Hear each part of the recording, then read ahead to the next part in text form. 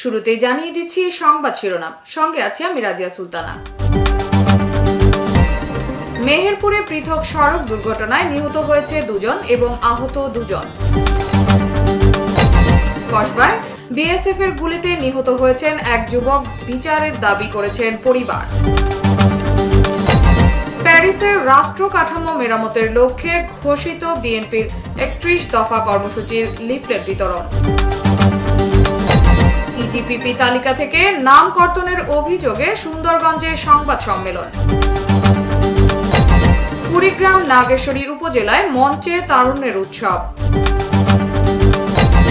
এবং মেহেরপুরে বিআরটিএ অফিসে দুদকের অভিযান।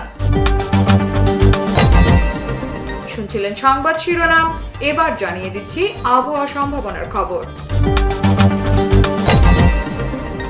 আগামীকাল সূর্যোদয় 5:21 এবং সূর্যাস্ত 6:29।